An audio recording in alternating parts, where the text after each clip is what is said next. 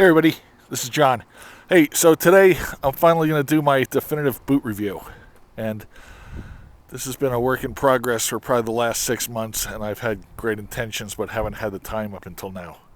So, let's talk about who the target audience for this video is first of all. I'm 57. I'll be 58 in 3 weeks. So, I've worked for the last few years at campgrounds and city parks. And so that's sort of the target audience. The guy who needs ankle support, maybe a steel toe for work, but wants something that's light and isn't going to break his back. And something that's comfortable and affordable and good value for your buck. I mean, that's the most important part, I guess, nowadays. So my boots are pretty much lined up by order at which I've acquired them, and this is just my last 5 years. I was thinking last night, I've probably got 17 pair of boots, going back to when I was in the Army and in ROTC before that in the mid-'80s. So I got a lot of Uncle Sam issued combat boots. Anyway, the first pair here is a pair of Batesville desert boots, and I don't really like them. I wore them for a couple of months back in 2014 or 15. They're okay. I just don't dig the tanness.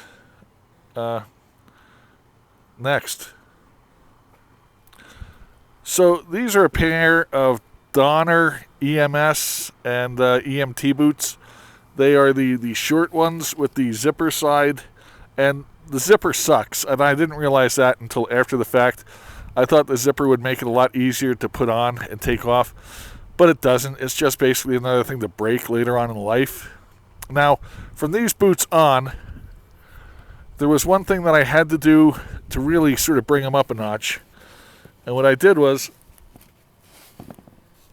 I went out and bought these Dr. Scholl inserts and put them in the boots. And that gave me the comfort and ability to stand in these things all day and work all day. These are steel toe, so I had to have these for work. The funny thing is, I went back to the Danner store at one point with the intention of swapping these out for the taller boots, and I screwed up and didn't do that. These boots are probably the heaviest ones I've got, and they hurt my lower back a little after a while. Then, let's see. This is a pair of Batesville, what are the ST300 TROPs is the model. It's the steel toe. 300, I guess, maybe is the nylon weight, and the tropical edition. Basically, it's very identical to the Vietnam issue combat boot, except this is leather instead of nylon, but it's got nylon upper. It holds a shine real well. It's got a Vibram sole. I guess I should clean that. It's got a Vibram sole and speed laces. When I put on a pair of boots, I go with speed laces that I find aftermarket that are at least another 2 or 3 feet longer. That way, not only can I lace them all the way up, but I can go around my ankle for additional stability. I like a high boot at this point in my life that gives me good ankle support, especially out here in the desert where we live. It's real easy to twist an ankle. These boots are pretty good. I like them. The fit's pretty good. Then we have a pair of McRae. This is a traditional design and style jungle boots. McRae was one of the contractors during the Vietnam War that made the boots. This is the Vietnam boot. I mean, it's got the tread, it's got the steel shank, it's got the brass vents in the side. This boot, off the shelf, I take a 10.5, and this is a 10.5, and this boot is a little sloppy in the heel cup. It almost feels like, unless you got it really laced up, that you could step out of it. And I don't always lace up my boots. In fact, this is a pair of boots I took off about 5 minutes ago to make this video. Now you'd look at all these boots and say, which one does John not care for the most? And you'd probably pick this pair because of how different and abused they look. But the fact of the matter is, these are the Altama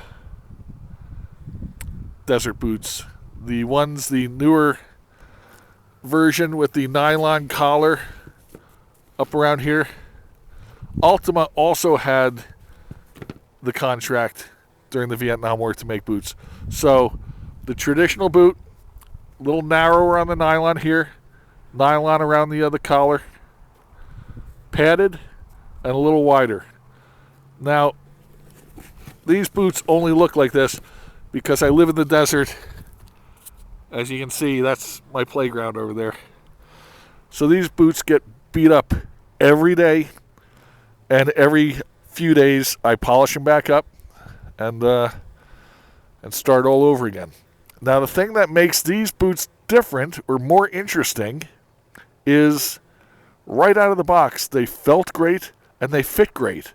So there's no Dr. Scholl's insert in there that I put in there. It's just the standard insole that came with the boots when I got them back in May. And I've worn those boots pretty much every day since, and they hold up like champs. I mean, you can see there's hardly any wear on the soles, and again, the Vietnam sole with the mud shedding tread. And of these boots, I would say these are probably a few grams lighter than any of the other boots. And these are the most comfortable boots, as I said. Those Altamas are the ones I wear all the time. Everything else, basically, I just put in a box in the closet, and it'll be in the rotation some point in my life. But if I was going to spend the money again, well, let's put it this way.